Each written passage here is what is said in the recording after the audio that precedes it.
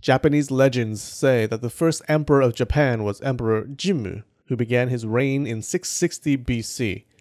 The legends also say that he died at 126 years old, so as you can see, we can't trust that date. The first emperor we can historically verify was Emperor Kinmei, whose reign started in 539 AD, more than 1,000 years after the mythical date.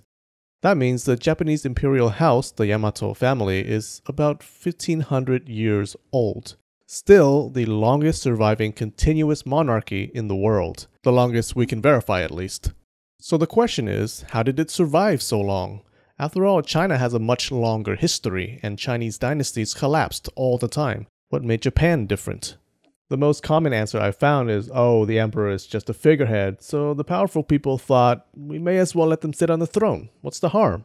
And yes, that's part of the answer, but it's not the entire answer. Sure, for most of Japanese history, the emperor had little power, and it was the shogun or regents or clans that ruled.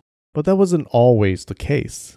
For example, in the Heian period, the emperor had fairly significant power, and the conflict in the imperial court was about who got to enact laws in the emperor's stead and who can put their people on the throne. Another example, during the Kemmu restoration, an emperor ousted the ruling shogun to briefly restore a civilian government.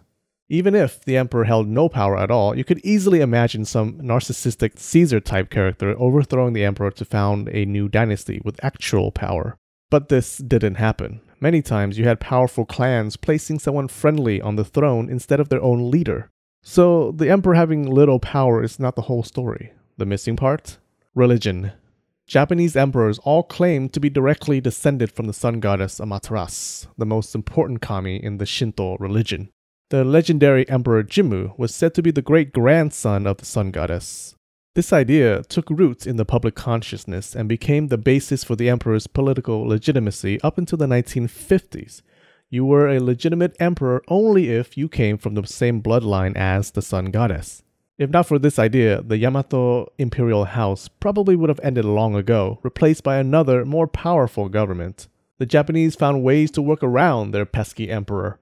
The Heian court had the position of regent, an official who ruled and made decisions on the young emperor's behalf until the emperor came of age. Makes sense. But then, when it came time to give power back, regents started saying, no. Nah. This became common practice, those exact words. Regents and retired emperors realized that religion actually made it hard for the emperor to rule. You see, the position of emperor was both religious and political. The emperor had to participate in all kinds of rituals and ceremonies. They had to travel to all these different temples. They barely had any time to make political decisions, to the point where emperors started to retire early so they could finally get some work done from behind the scenes. In the Sengoku period, the imperial court's economic and political power were at their lowest.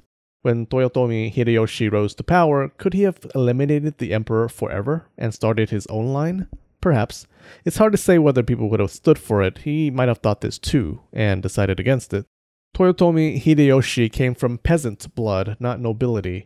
He wanted the emperor's blessing, which brought authority and respect. So he gave the emperor back some power in return for the emperor's support. You see how the Japanese bent over backwards to keep the imperial family? It was fine because the elites already set a long precedent for ruling from the outside. The people needed the emperor to have legitimate blood, and the respect of the emperor was too great to risk messing with. Hey you! So I did something different with today's video, less art if you noticed. I explain why in the description. Let me know if you agree or not.